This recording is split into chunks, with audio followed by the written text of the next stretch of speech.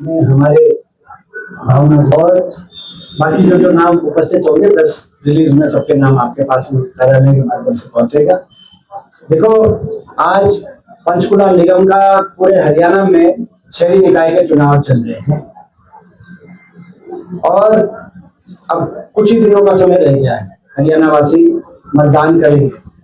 मैं देख रहा हूं कि मुख्यमंत्री जी नायब सिंह जी हर सभा में हर जगह कह रहे हैं, वो एक ही बात कह रहे हैं कि विकास हो नहीं रहा, इसको कराने के लिए ट्रिपल इंजन की सरकार बना, शहरों के हालात को सुधारने के लिए ट्रिपल इंजन की सरकार बना। तो 12 साल से तो ट्रिपल इंजन की सरकार थी। अगर शहरों के हालात अच्छे नहीं है और उनको सुधारने के लिए आप ट्रिपल इंजन की बात आप कर रहे हैं, मुख्यमंत्री से मेरा भी सवाल आप पूछ लेना। तो 12 साल से भी ट्रिपल इंजन थे, तो वो ट्रिपल इंजन क्यों फेल हो गए? ट्रिपल इंजन इसलिए फेल हो गए क्योंकि ये ट्रिपल इंजन विकास का नहीं है, ये ट्रिपल इंजन है भ्रष्टाचार। तीनों इंजन पूरी रफ्तार से प्रदेश की जनता को लूटने का, भ्रष्टाचार को अंजाम देने के लिए ट्रिपल इंजन, भाजपा का भ्रष्टाचार का ट्रिपल इंजन। और ये मैं समझता हूं कि जो निगम है, तो उस भ्रष्टाचार में भी निगम जो है उनका शायद निगमों का भ्रष्टाचार नंबर 1 पे है। बीजेपी के ट्रिपल इंजन के भ्रष्टाचार में निगमों में जो इन्होंने भ्रष्टाचार किया उसको गोल्ड मेडल आप दे सकते हो। फरीदाबाद निगम में 200 करोड़ की सड़कें बन गई, फाइलों पे पता ही नहीं चला कहां। तो पंचकुला निगम में 140 करोड़ रुपए, 160 करोड़ गायब हो गए।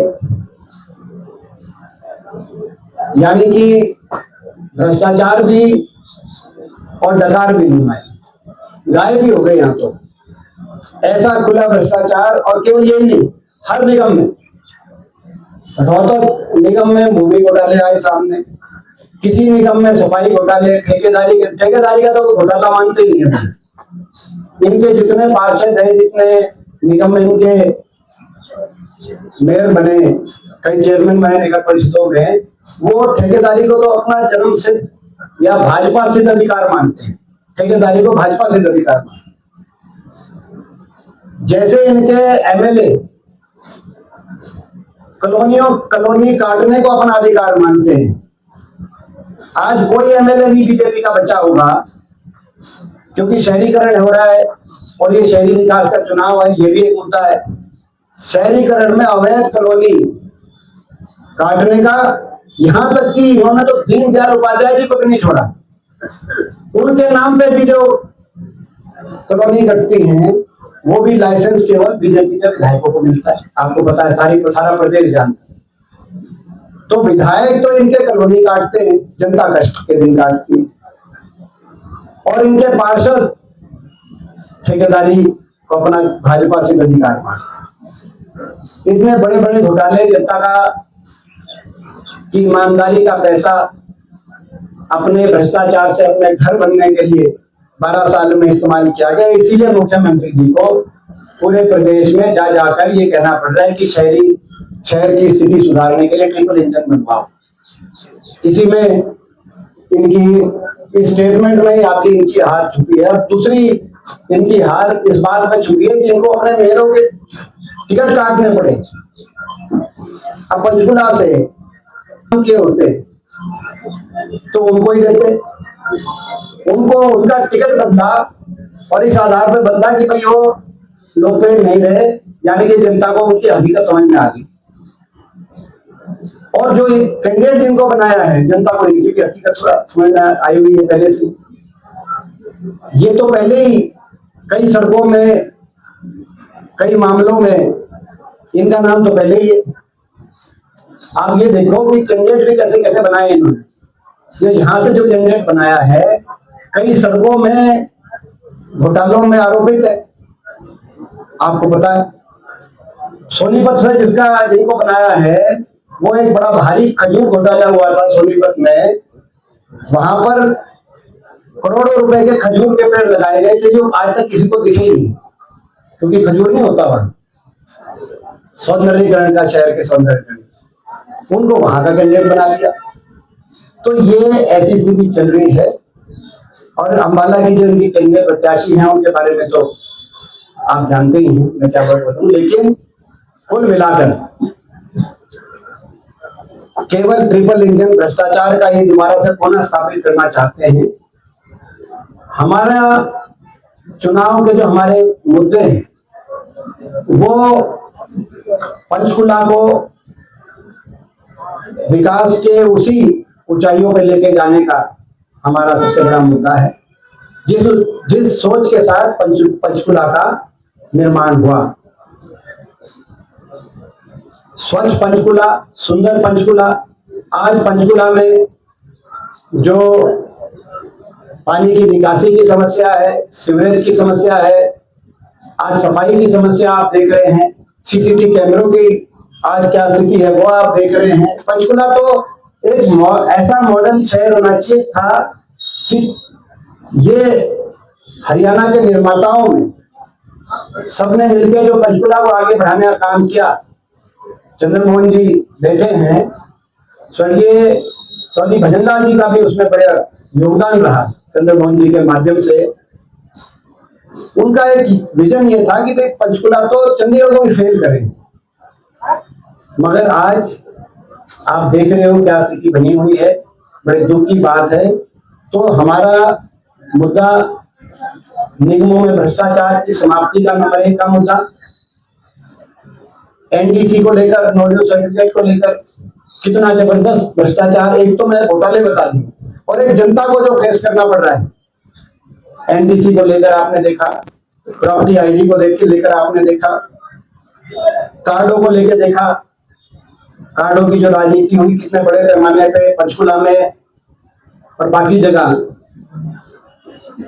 बीपीएल कार्ड बनवाए गए चुनाव से पहले, फिर उसके बाद काटे गए।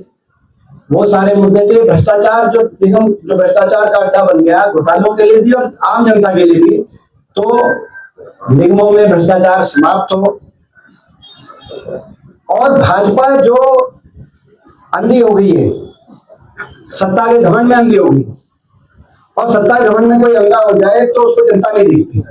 भाजपा को जनता नहीं दिख रही, इसीलिए कोई वायदा भी अपना पूरा नहीं कर रहे। 2100 महिलाओं को बोला था इन्होंने हर महिला को देंगे, चुनाव के बाद भूल गए। इन्होंने कहा था कि 6000 बुढ़ापा पेंशन देंगे, कांग्रेस का भी वायदा था, इन्होंने भी कह दिया था, चुनाव के बाद भूल गए। 1.5-2 साल होने जा रहे हैं। इन्होंने कहा था 3100 धान की एमएसपी देंगे, चुनाव के बाद भूल गए। इन्होंने कहा था कि कानून व्यवस्था की स्थिति ठीक करेंगे, फिरौती राज चल रहा है, कोई ऐसा शहर नहीं जहां फिरौतियां नहीं आ रही हो, कॉल नहीं आ रहे हो, गैंग्स चल रहे हरियाणा के अंदर, चुनाव के बाद भूल गए।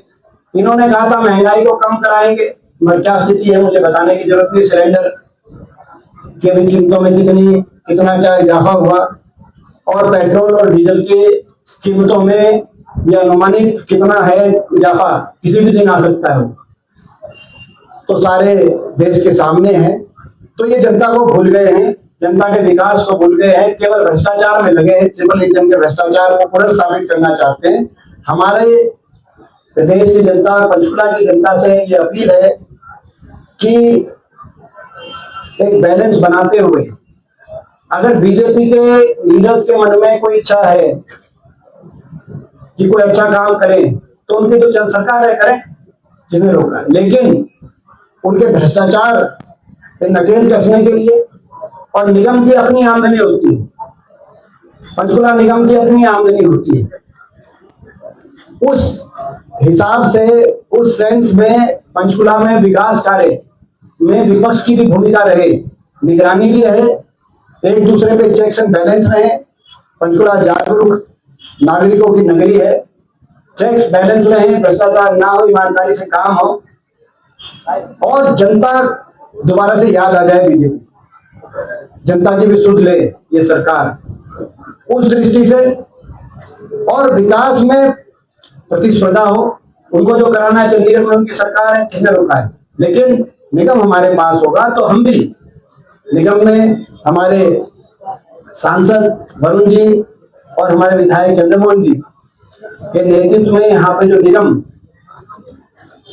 निगम के माध्यम से हम भी उस विकास की प्रतिस्पर्धा में विपक्ष की भी एक सकारात्मक भूमिका रही। इस दृष्टि से कांग्रेस पार्टी का साथ दे, ये आज अपील करने के लिए हम सब यहाँ पे आए हैं। इसमें एक बड़ा मुद्दा जो हमारी प्रत्याशी हैं सुधा भारद्वाज जी, एक बड़ा मुद्दा प्रत्याशियों के बीच में तुलना करने का भी है।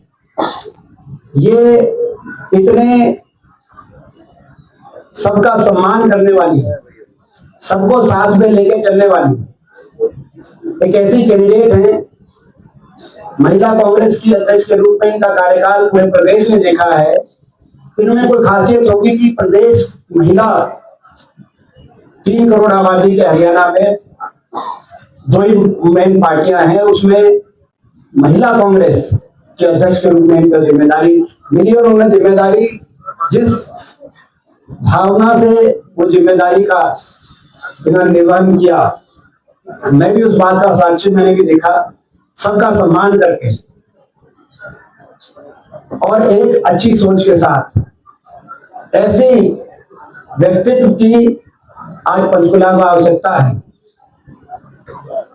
और महिलाओं की बात विशेष तौर से हम करना चाहते हैं, महिलाओं की, क्योंकि ये चुनाव तब भी हो रहा है जब बीजेपी ने साजिश के साथ महिला आरक्षण को ट्रैक से आउट करने का काम किया। जो 2023 में सर्वसम्मति बन के, देश की सहमति बन के महिला आरक्षण पारित हुआ था संसद में, हम भी सदस्य थे उस समय, उसको कैसे इन्होंने ट्रैक से हटा दिया। उसके बाद ये चुनाव हो रहा है, इसमें भी आपने नियत देख ली, इन्होंने तो महिलाओं को टिकट दी ही नहीं। और कांग्रेस ने 5 में से 4, 3 निगम और 2 परिषद, 5 में से 4 टिकट महिलाओं को देने का कार्य किया। ये तो महिलाओं को केवल महंगाई दे रहे, बाद महिला आरक्षण भी कर रहे हैं, कह रहे हैं आखिरी बात में महंगाई की करते हुए, क्योंकि महिलाओं का एक मुख्य बात रहेगी इस चुनाव में। ये कह रहे हैं कि क्योंकि अंतर्राष्ट्रीय बाजार में भी कच्चे तेल की कीमत में उछाल आया है वेस्ट एशिया क्राइसिस के बाद, इसीलिए ये सिलेंडर इतना महंगा हो गया, एलपीजी की कमी होगी। ये तो केवल 4 हफ्ते की लड़ाई के बाद पहली बार 12 साल में $100 प्रति बैरल से ऊपर गया कच्चा तेल। हमारे समय 8 साल, यूपीए के समय 2006 में इराक युद्ध शुरू हुआ था, सितंबर 11 के बाद का आप याद करें, और 8 साल $100 प्रति बैरल से ऊपर था कच्चा तेल, $140 प्रति बैरल तक। मगर उस समय गैस का सिलेंडर 400 से ज्यादा नहीं हुआ, डीजल 40 से ज्यादा नहीं हुआ और पेट्रोल 60 से ज्यादा नहीं हुआ, और रुपया डॉलर के मुकाबले में 50 से ऊपर नहीं गया। आप अंदाजा लगाओ कि आज ये जो 12 साल तक कच्चे तेल की कीमत इतनी कम थी, सारा मुनाफा तो बड़ी तेल की कंपनियों को पहुंचवाया इन्होंने, और अब हल्का सा 4 हफ्ते की लड़ाई होते ही सारा बोझ, महंगाई का बोझ हमारी महिलाओं पे, क्योंकि महिला ही घर चलाती है, घर का बजट तो हमारी गृहिणियों पे। तो ये महंगाई पे बड़ा मुद्दा है, क्योंकि जनता को भूले बैठे, जो मैंने शुरू में कही बात की है, सत्ता के घमंड में अंधे हो गए। तो ये हमारे मुद्दे हैं, इन मुद्दों को लेकर हम ये चुनाव लड़ रहे हैं। बाकी कोई हमारे जो है चंदन मोहन जी कुछ ऐड करना चाहें या वरुण जी कुछ ऐड करना चाहें, और बाकी आपके जो प्रश्न हो। जैसा आपने जिक्र किया